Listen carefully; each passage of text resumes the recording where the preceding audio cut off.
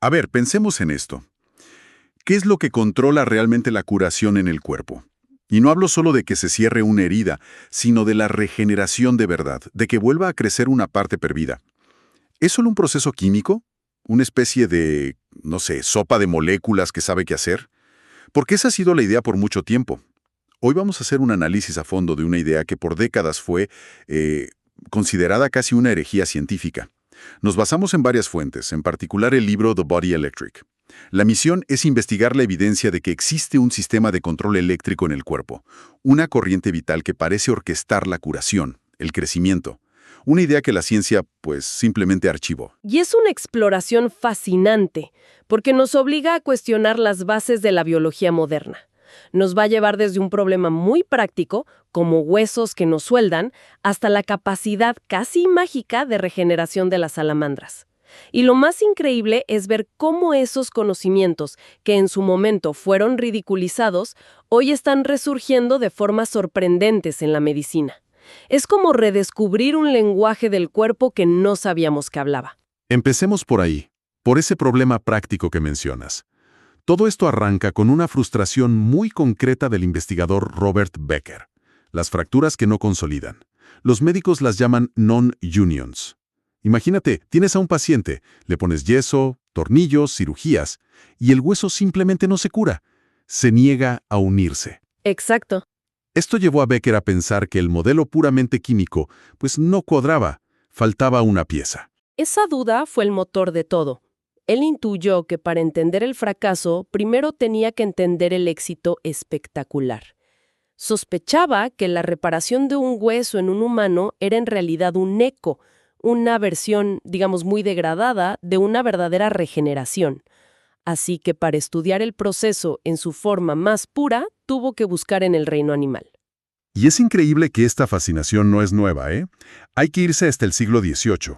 Un científico francés, René Réaumur, fue el primero en documentar esto de forma rigurosa. La anécdota es genial. Él quería probar si los cangrejos de río podían regenerar sus pinzas.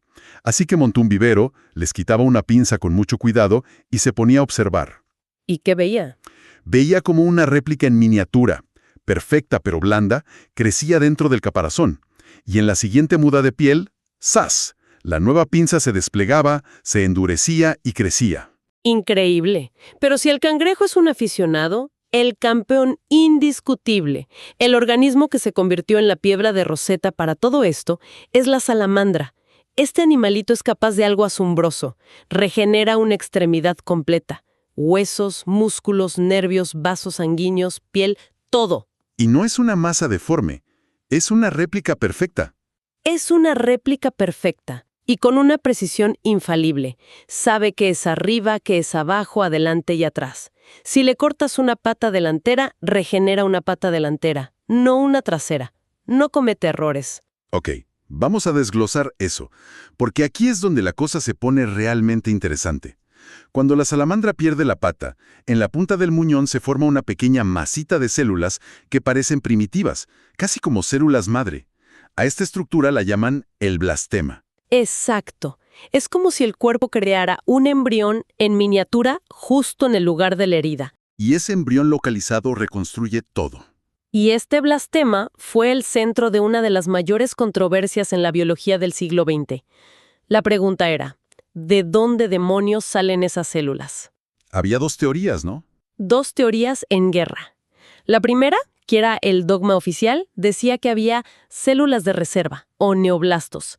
Se suponía que eran células embrionarias inactivas en el cuerpo adulto, esperando la llamada a la acción. El problema es que nunca las encontraron. ¡Nunca!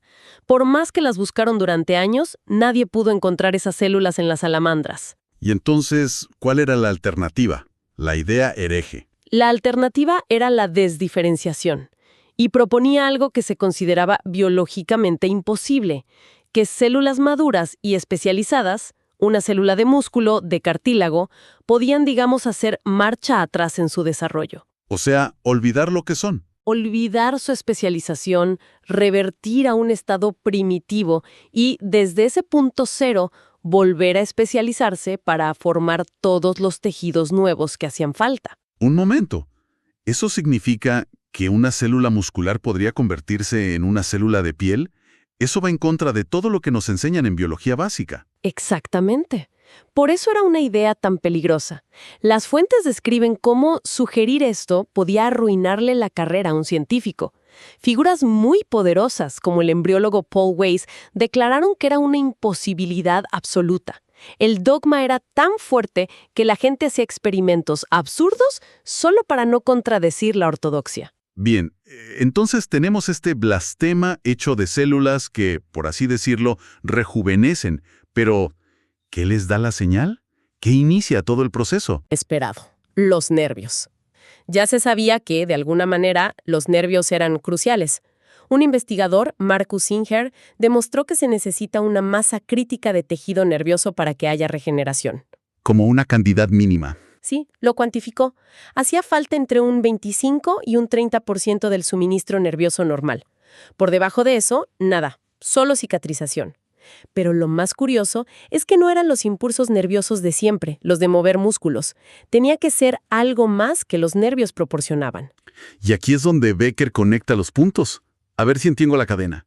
Por un lado, lo de Singer, más nervios es igual a más regeneración. Correcto. Por otro, los experimentos de Esmer y Rose, que vio que si irritaba las heridas de las ranas con sal, a veces conseguía algo de regeneración.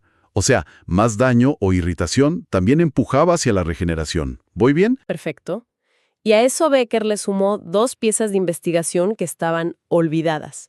Una de científicos rusos que demostraba que a más nervios, mayor era la corriente de lesión. Una corriente eléctrica medible en la herida. Eso es. Y la otra pieza de un científico italiano del siglo XIX, Matteucci, que ya había demostrado que a más daño también era mayor esa corriente de lesión. ¡Wow! O sea que todo apuntaba a lo mismo. Si más nervios, más irritación y más daño aumentan tanto la regeneración como la corriente eléctrica. La conclusión era casi inevitable. La corriente eléctrica no es un efecto secundario, es la señal de control. Es el mensaje que dice regenera en lugar de cicatriza. Ese fue el salto conceptual. Y para probarlo, diseñó un experimento de una simplicidad brillante. Midió las características eléctricas en los muñones de 2 animales, la salamandra, que regenera, y la rana, que normalmente solo cicatriza. ¿Y qué encontró? El resultado fue revelador. En la salamandra, el potencial eléctrico en la herida se volvía fuertemente negativo. En la rana se volvía positivo. La polaridad de la corriente parecía ser el interruptor fundamental que decidía el destino de la herida. Pero claro, decir esto en los años 50 o 60, me imagino que no le fue muy bien. Para nada. En esa época la biología era casi solo química y genética. Hablar de corrientes vitales debía sonar a misticismo. Sonaba a charlatanería directamente. El libro narra una anécdota brutal. Después de presentar su investigación, lo convocaron a una reunión con una docena de directivos. Lo sentaron en una silla, como en un juicio, y lo acusaron de promover ciencia totalmente desacreditada. ¡Qué fuerte! Le dijeron que la idea de que la electricidad jugaba un rol biológico había sido desterrada de la ciencia seria. Él se sintió como Galileo frente a la Inquisición. ¡Increíble! Y sin embargo, la evidencia práctica empezó a aparecer. Lo que me lleva a la pregunta clave. ¿Tenemos los humanos algún vestigio de este poder? La respuesta es sí, y el ejemplo más claro es asombroso. La regeneración de las yemas de los dedos en niños pequeños. Fue descubierta por accidente en un hospital en Inglaterra, por la cirujana Cynthia Illingsworth. ¿Por accidente? Sí. Un niño llegó con la punta del dedo amputada, y por un error burocrático no le aplicaron el tratamiento estándar, que es cerrar la herida con un colgajo de piel. Simplemente limpiaron y vendaron el muñón. Y para sorpresa de todos, semanas después, el dedo se había regenerado por completo. Espera, regenerado por completo significa con todo. Uña, huella dactilar. Con todo, hueso, uña, piel, grasa y la huella dactilar. Se ha documentado en cientos de casos en niños de hasta unos 11 años. Pero hay una condición crucial. La herida no debe ser suturada. El procedimiento quirúrgico estándar impide la regeneración. Pero eso es contraintuitivo. ¿Por qué dejar la herida abierta ayudaría? ¿Qué es lo que la sutura está bloqueando? Has dado en el clavo. Lo que bloquea es la creación de una estructura clave, la unión neuroepidérmica. Cuando la herida se deja sanar naturalmente, la piel nueva crece lentamente sobre el muñón y entra en contacto directo con las terminaciones nerviosas expuestas. Ah, la conexión entre nervio y piel. Esa unión es la que genera la corriente eléctrica con la polaridad negativa correcta, la misma que en la salamandra, que da la orden de regenerar. Al cubrir la herida con piel, aíslas los nervios, impides esa conexión y, por tanto, se apaga la señal. Ok, entonces, si bloquea esa señal eléctrica, detiene la regeneración, eso me hace pensar, podríamos hacer lo contrario, introducir artificialmente una señal para iniciarla. Esa es exactamente la siguiente pregunta que se hicieron, y los llevó a una herramienta sorprendente: los iones de plata. Becker empezó a usar una técnica para tratar infecciones óseas crónicas aplicando una corriente minúscula a través de un electrodo de plata. Y funcionaba de maravilla contra las bacterias. Pero hubo algo más, ¿no? Hubo un efecto secundario inesperado. El electrodo positivo de plata no solo mataba bacterias, sino que provocaba que los fibroblastos humanos, células del tejido conectivo, se desdiferenciaran. Estaban induciendo el primer paso de la regeneración en células humanas en un laboratorio. ¿Y esto tuvo aplicaciones en pacientes reales? Muy reales. Hay un caso documentado de un paciente cuya mandíbula y cuello habían sido devastados por radioterapia. Tenía una herida abierta masiva que no había sanado en años. Se consideraba incurable. Aplicaron esta terapia de plata y en meses la herida del tamaño de un puño sanó por completo con tejido nuevo. Estaban activando un programa regenerativo latente. Esto ya es impresionante, pero creo que la fuente guarda lo más increíble para el final. Un descubrimiento que parece, desafiar todas las reglas. Sin duda. En un experimento para estudiar la curación del corazón, el equipo de Becker amputó hasta la mitad del ventrículo del corazón de una salamandra viva. ¡Wow! Y lo lógico sería pensar que el músculo cardíaco que queda se dividiría para rellenar el hueco, o algo así. Eso sería lo lógico, pero no fue lo que pasó. No hubo ni mitosis ni desdiferenciación del músculo cardíaco. Lo que ocurrió fue impensable. Los glóbulos rojos de la sangre en la herida empezaron a cambiar. Para un momento. Los glóbulos rojos, las células que transportan oxígeno, esas que en humanos ni siquiera tienen núcleo. Esas mismas. Hay que recordar que en los anfibios los glóbulos rojos sí tienen núcleo.